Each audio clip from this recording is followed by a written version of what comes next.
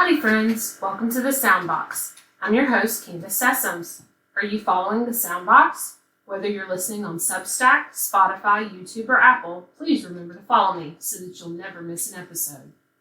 Yesterday was International Women's Day, so I thought I'd give a huge homage to actress Virginia Gregg. For many of her roles, she was the Girl Friday to some of my favorite radio detectives. Today I have an episode of Let George Do It, which features Bob Bailey as George Valentine, and Gregg in the inimitable role of his girl, Brooksy. This is The Motif is Murder from March 14, 1949. Enjoy!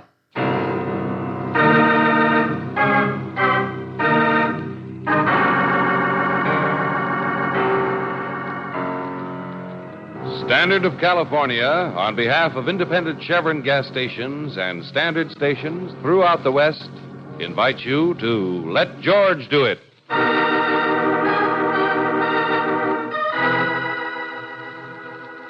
The Motif is Murder, another adventure of George Valentine. Personal notice, danger's my stock and trade.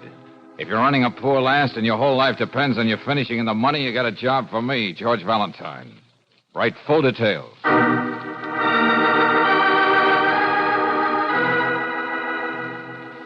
Dear Mr. Valentine, enclosed are 3 $100 bills to arouse your interest and claim your attention. Now, consider my problem. I've committed 3 murders. The police have seen no connection between the victims. Dr. Douglas Chapin, Stella Tofania, and Otto Pfeiffer. But there is a connection, a theme to these deaths, as definite and perfect as a motif in a work of Wagner.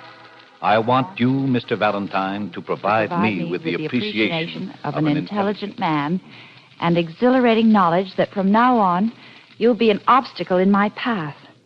I shall phone you at 2 this afternoon. No signature. How thoughtless. Well, what do you make of it, George? I'd say somebody was funning me, Angel, if it weren't for these 3 century notes. Well, he sounds like a well-educated man. Or a woman, for all we know, but well, the handwriting's like a child. These names here, they don't ring any bells for me, but they may for Lieutenant Riley. And, Brooksy, if we find the 3 people in this letter in the file for unsolved crimes, there's going to be a refreshing and deadly calm about the good lieutenant.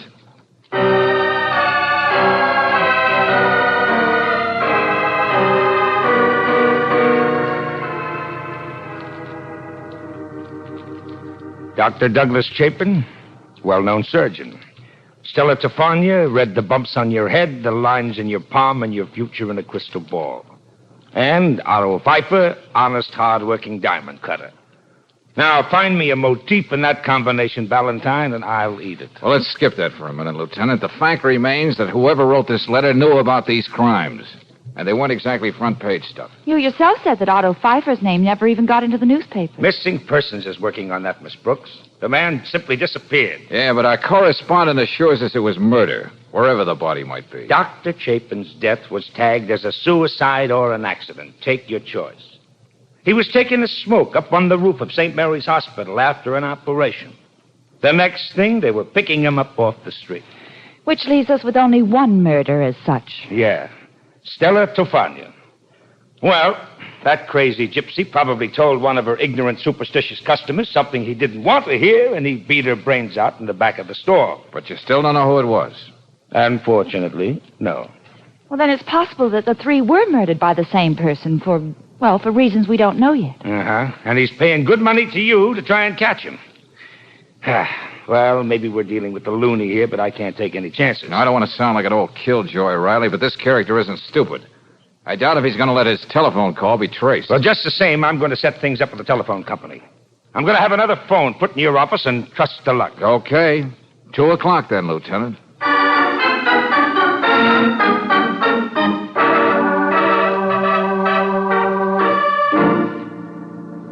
Now, have you got everything straight, Miss Brooks? Uh-huh. All I do is get the special operator on this phone as soon as the call comes through to George. Then if he can hold the call long enough to be traced, I flash the information to headquarters on this emergency. Yes. And a whole fleet of squad cars will be at the address wherever it is in a matter of minutes. Well, it's almost 2 now, Lieutenant. Now, look, Valentine, when you get on the phone, wind up and talk as long as you can. Say anything, even if you have to stutter, but keep the conversation rolling, see? And Right on the button. All right, Miss Brooks. I've got it, Lieutenant. Hello? Valentine, right, operator. You can start working on the call. Huh? What can I do for you? Suppose you tell me what this is all about. You sound as though you know who this is. Yeah, you're very punctual. Now about that letter. Never mind that. Let me do the talking. I know you're trying to trace the number I'm calling from. Would that be located at the State Hospital for the Insane? I also know the shortest time it takes the operator to track down any number. You can be sure I'll hang up before then. What else do you know that's interesting, Rollo? Have you read any good books lately? Yes, there is something else I know. You've also got a police lieutenant in your office. You're all right, Buster. It's going to be fun playing with you. Yes, it is a game, isn't it? And I welcome the odds against me. It'll make the triumph completely satisfying, like the final flourish of a great symphony. Assuming you did kill those 3 people, friend, you mean you're going to continue on your merry way? Let's leave idle conversation for another time. Now listen, tomorrow I'm going to kill again. And neither you nor the police shall be able to stop me. Would you mind repeating that? You heard me. I'm even going to give you the name of the victim. She's Honey Evans, a model, living at the Marlborough Apartments on Weldon Boulevard. Now, wait a minute. Tell me something. How do you pick out your people? What have you got against this girl? What did you have against the others when... Hung up. All right, Miss Brooks, you can forget it. Well, Valentine, what did he say? The gentleman on the other end of the line wants us to be sure and keep tomorrow open. He'd like the pleasure of our company at a murder.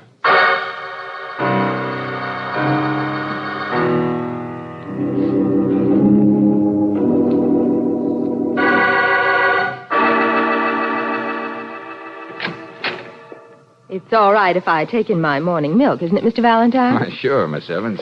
Here, I'll get it for you. Thanks. Isn't it rather silly, you and the police patrolling this building all on account of a letter from some crackpot? Well, now, wait a minute. You forget I spoke to that crackpot. He mentioned your name with more than morbid delight. Come in, won't you? Okay. I'm going to be barricaded in my own apartment. I may as well have someone to talk to. Someone interesting. Here's your milk. Oh, thanks. Special skim milk. I really hate the stuff, but I have to think of my figure, which is the height of irony. Honey Evans, the girl with the most beautiful hands in the world. My public never gets to see the rest of me in the ads. Poor public. My next-door neighbor. Practices like that for hours. Well, it's one thing you can't blame on Lieutenant Riley. Now, seriously, Mr. Valentine, who'd want to kill me? I haven't an enemy in the world.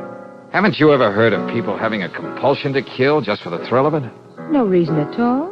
Well, that's what's got us stumped, Miss Evans. This man says he has a reason, which applies to you as well as the other 3. You know, I think I'm really beginning to feel a little buttery around the knees about this whole thing. You have a marvelous knack for understatement, Miss Evans. Now go ahead, have your breakfast.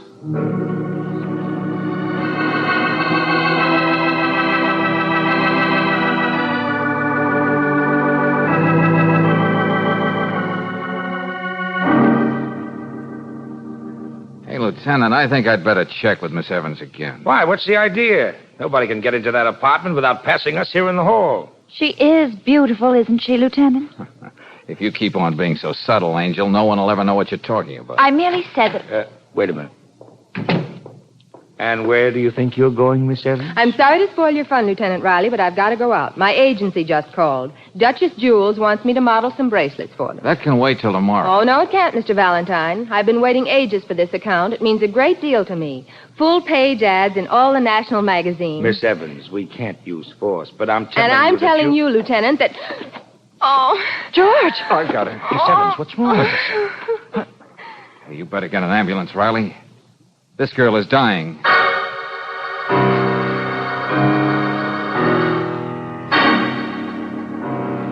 Coroner's report, Ray Cecilia Honey Evans, 14.36 grains of tetric myoside in stomach of deceased.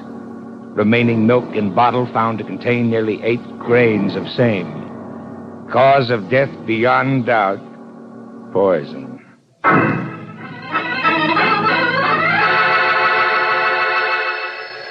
Hey, Quick, Brooksy, the other phone. Get the operator. We can go crazy doing this with every phone call that comes in the office.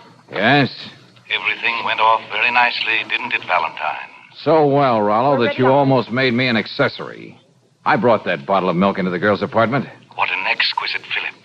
I hardly anticipated anything so dramatically appropriate. Now, listen to me, friend. I'm going to get you if I have to crawl into this phone and over every mile of copper wire to where you are. I can appreciate your sense of failure, Valentine. I know what it can do to a person. Keep stalling him, darling. Keep Tell me more. More? So you can trace the call? Hardly.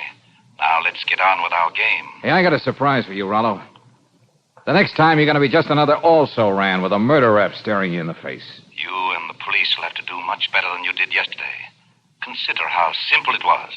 Having discovered that Miss Evans was the only one in the building who ordered that special brand of skim milk, I found the time and the place to substitute another bottle right outside the Marlborough apartments when the milkman was making another delivery. I still say you're not going to get away with it, Rollo. Very well. If you're so sure of yourself, maybe I ought to make it more difficult next time. Tomorrow. Hey, now look, what did these people do to you? Why are you doing this? You can't be so crazy that human life means Be quiet, nothing. Valentine. I don't have much time.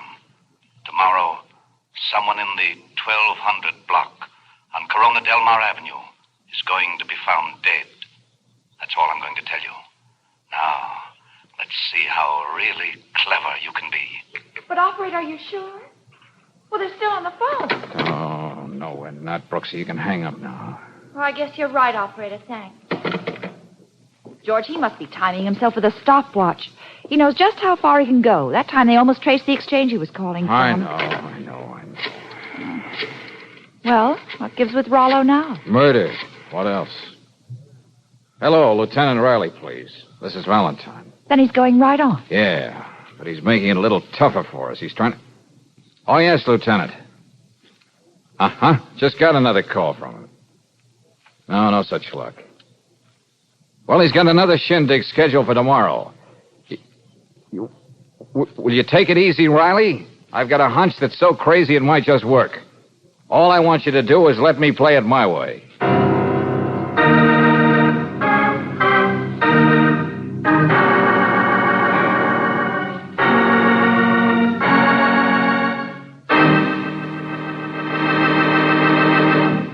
We'll return to tonight's adventure of George Valentine in just a moment. Anyone who has ever run a vacuum cleaner knows it has to be emptied at regular intervals or it's no go. Same thing holds true for your car's engine. That's why a crankcase drain and a refill with compounded RPM motor oil at regular intervals is so all-important. You see, RPM has a special detergent compound that cleans as it lubricates. It controls the harmful wear-causing carbon particles that collect in any engine, prevents them from depositing on and scratching finely polished interior engine parts, and gets rid of them when you have the oil changed. And RPM not only keeps your car's engine cleaner, it fights off corrosion, rust-proofs internal engine parts, and clings to the hot spots left bare and exposed to wear by ordinary motor oils. Next time you ask for motor oil, ask for RPM motor oil. Regular use of RPM means added life for your car's engine. No wonder RPM is first choice in the West. Get it tomorrow at any independent Chevron gas station or standard station where they say and mean, we take better care of your car.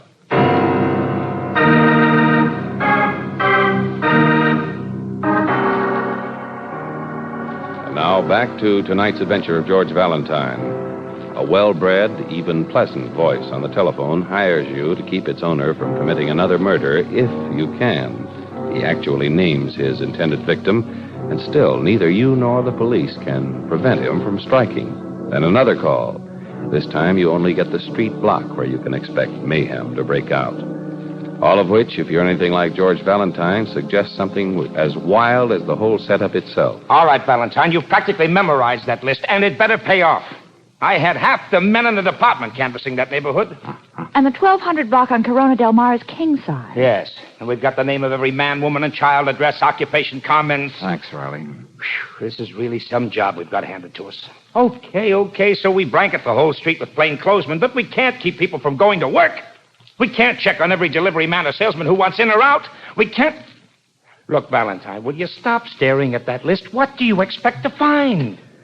The name of the person who's next on Rollo's schedule. I don't see how this can tell you. Riley, while you and the boys cover the block, I'm going to concentrate on one Walter Cluckhone, piano teacher. 1236 Corona Del Mar. I don't want to be an old nosy, but why? And I don't want to raise your hopes too high, Lieutenant. So suppose we just call it a wild stab and see if it works.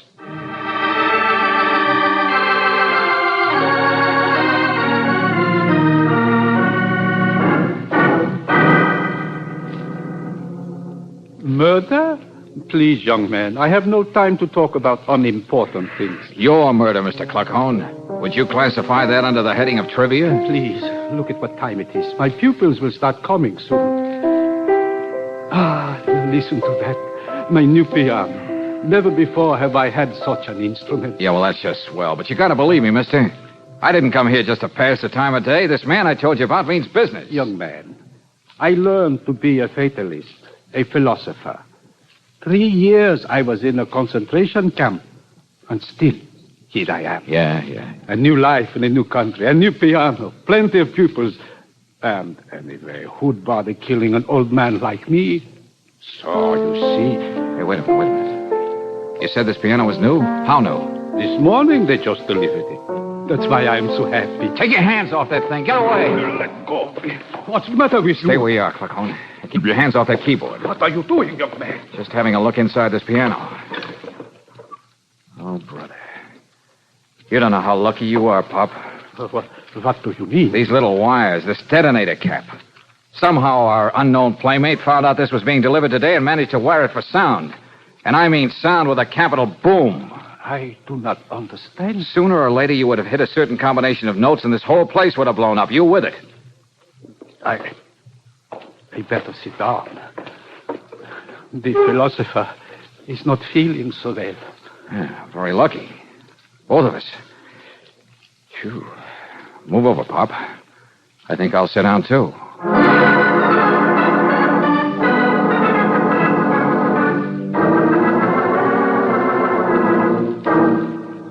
Valentine, what is this business about a motif, a theme in a work of Wagner? Well, my hunch about Cluckhone wasn't so wild after all. Think back now.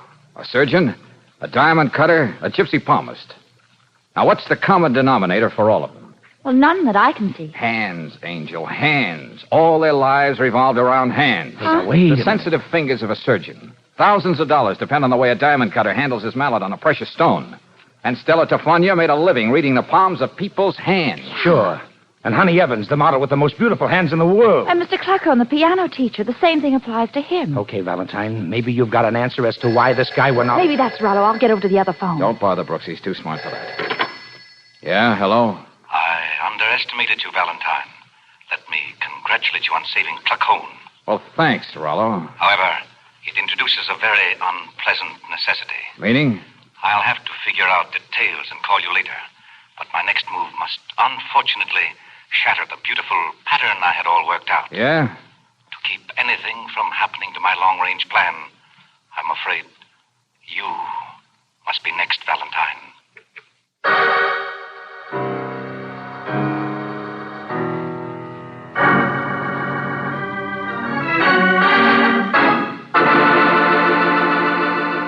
Hey, Riley, just what kind of metal pygmies are we? Don't make me answer that now. I don't exactly feel like Einstein. And I feel as confused as a mating moth. Now, look, it takes just so long to trace a telephone call, and Rollo knows that. But we're going to make two parts out of the operation. Huh? The first time he calls, we trace the prefix, the name of the exchange, where the phone is located. And that's all. But an exchange covers a lot of territory, George. And he'll never stay on the wire long enough for us to find out the exact number. Yeah, but I'm going to make Rollo call me back a few minutes later, so we can be sure he's using the same phone, or at least the phone in that district. Then all we have to worry about is getting the number. Say, that's an idea. It might work. Ah, but wait. How do you know for sure he's going to call back? Lieutenant, if I know my customer, I think I have a way. Oh, well, darling, I'm worried. You're going about this as though it were just another case with somebody else. He means to kill you. You know, the same disconcerting thought keeps occurring to me, too, Brooksy? All right, Valentine. You hit on something. But here's what we're going to do. You don't have to bother with that other phone this time, Miss Brooks. But why? I'll rig it up so that any call that comes into this office will flash a red light on the switchboard down at headquarters. We'll work the whole deal out from there. Will that save any time, Lieutenant? No, but that way we'll be in constant touch with every squad car in the city, and as soon as we find out the exchange, they'll be ordered to converge on that district. Then they can't be more than minutes away from wherever he's phoning. Hey, you know, Riley, you and I make a pretty good team. Maybe one of these days I'll join the force and you and I... You do, and I'll... well, I gotta get going. I think I smell my fudge burning.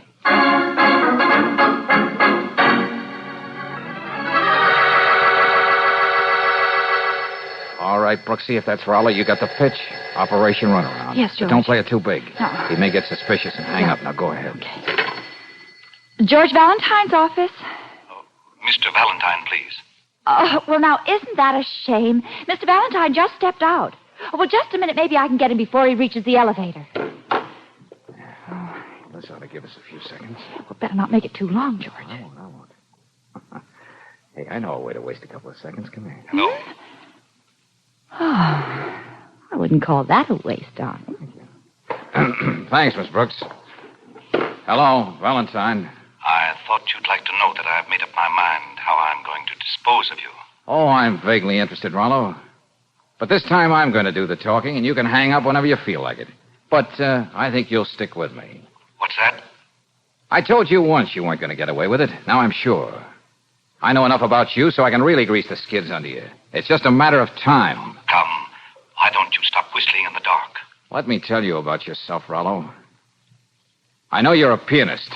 Probably a very well-known artist once. Then something happened to your hands. That's right. Go ahead. Take a look at them. Suddenly you couldn't give any more concerts. Your whole life came to an end for you. You had to have your revenge against the world. Stop it. Where hands played an important part in anybody's life, you set out to destroy him. You were the one playing the piano in the apartment next door to Honey Evans. Thinking about it now, that was a pathetic performance. And your handwriting, the miserable scrawl. I'm going to hang up. No, this time I'll hang up. In a few minutes, I expect more information that'll make it easy to put the arm on you. Well, how did you pull all that out of your hat? A little elementary deduction and a generous helping of guesswork. Musical references, Motif, Wagner. And he knew enough about Kluckhohn's piano to turn it into an atom bomb. All that Brooksy, and he's as mad as a coot. Yes, but will he call you back? If he doesn't, we're right where we started. He's sweating blood, Angel. He's all mixed up. That cookie won't rest till he finds out just how much I do know about him.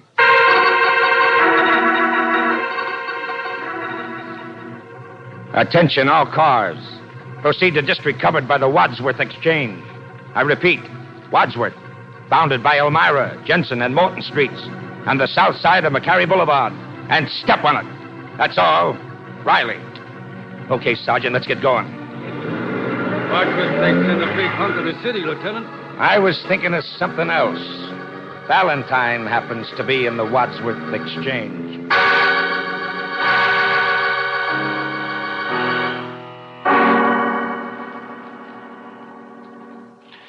You've done a lot of talking, Valentine, but you really haven't told me any more than you told me before. Still, you couldn't resist calling back, could you, Rollo? Merely curious.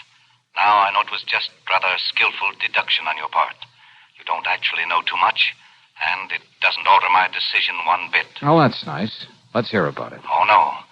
Time is running short again. You know the 3 minutes it takes to trace a call. But I'm coming to get you, Valentine. Oh, George, I can only take so much suspense. Yeah. Well, we know Riley's got the exchange. But were they able to get the number? A second one way or the other makes all the difference. Rollo said he's coming to get me. Oh, darling. Oh, figure of speech, Angel. He likes the elaborate touch, that's all. He wouldn't just walk in here and blow my brains out. Oh. Hey, where's that coming from? The next office. It's... Yeah. The same thing that was being played the morning Honey Evans was killed. But it wasn't played that way. This isn't just a coincidence. I'm going to see what this is all about. Get back inside, Valentine. What the... But you're the man who has the office next door. Don't try reaching for your gun. You'll have a bullet through you before you can raise a finger. My hands are still good for something. Too bad the young lady has to be here. Now, she'll have to go, too. Wait a minute. Look, you can't... If one must die, music like that should make it somewhat more acceptable. Valse Triste, played by Gerald Mydens. One of my most famous recordings. Next door all the time. So that's how you know almost every move I made. Think of all the times you saw my name on the door. Gerald Mydens, concert management. 15 years ago, it was Gerald Mydens, promising young pianist. Why should I have had a stupid, reasonless accident? Why couldn't it have happened to someone like the four you know about? That's what's been driving me out of my mind. How do you expect wholesale homicide to change any of that? These hands, these fingers, long, you'd imagine sensitive. But they're dead things. Only the faintest trace of feeling left in them. Oh, don't do this, Mr. Mydens. The police will understand that you're sick. You don't know what you're doing. My name on the door may not have suggested anything to you, Valentine, but yours did to me. It inspired this little game. But it's all over now. All over for you. Now, over there, both of you. You must be needing that. Riley. See that he behaves, Sergeant. Oh, Lieutenant, do you mind if you kiss a gray-haired old lady? Oh, brother, you must have made it here and nothing flat. I was only over on 10th Street when we found out it was the office next to yours. Would someone mind turning off that record? Valse Triste, the melancholy waltz. It's over now.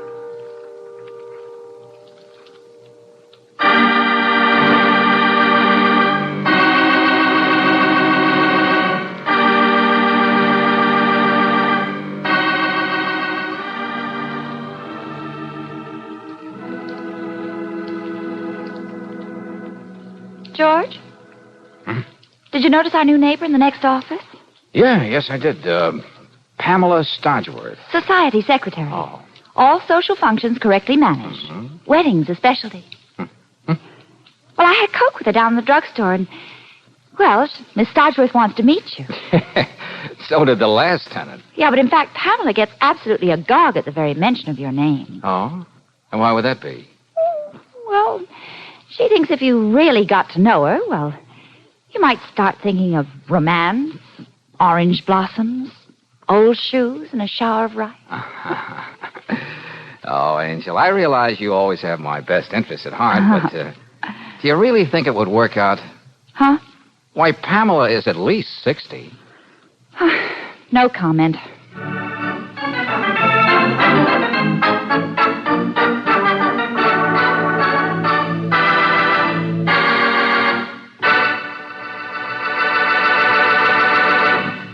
If you're a mother, maybe you drive the kids to school every day.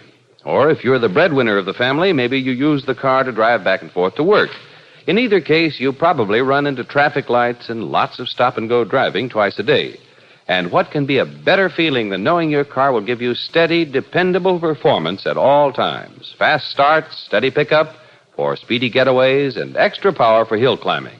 That's the kind of performance you can be sure of when you have a tank full of Chevron Supreme gasoline.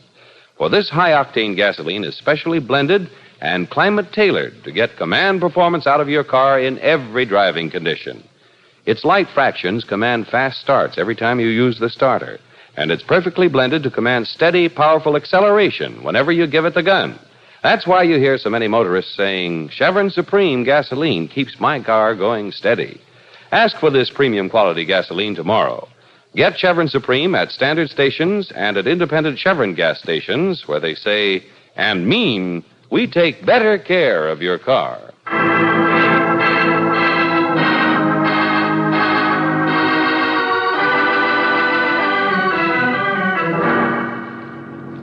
Next week, when you tune our way for another adventure of George Valentine, you'll find a very distraught Brooksy waiting by a roadside as...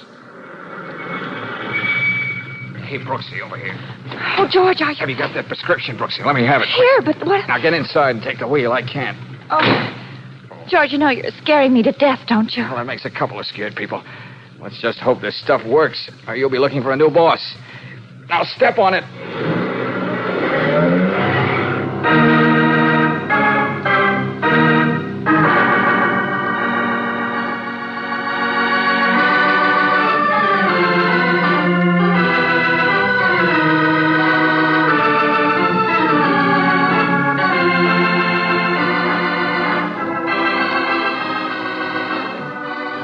Tonight's adventure of George Valentine has been brought to you by Standard of California on behalf of independent Chevron gas stations and Standard stations throughout the West. Let George Do It stars Robert Bailey as George with Frances Robinson as Claire. Wally Mayer appears as Lieutenant Riley. Tonight's story was written by David Victor and Herbert Little Jr. and directed by Don Clark.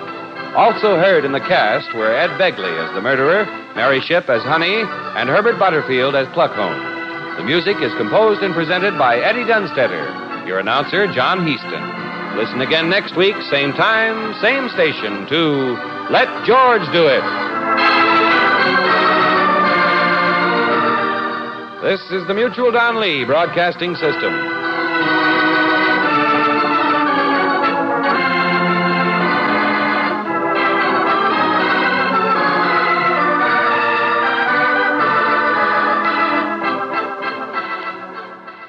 Virginia Gregg was one of the most prolific female voice actors in the heyday of radio. She could play the voice of a vivacious femme fatale or that of an old woman. She also played one of the only serious love interests for radio character Johnny Dollar.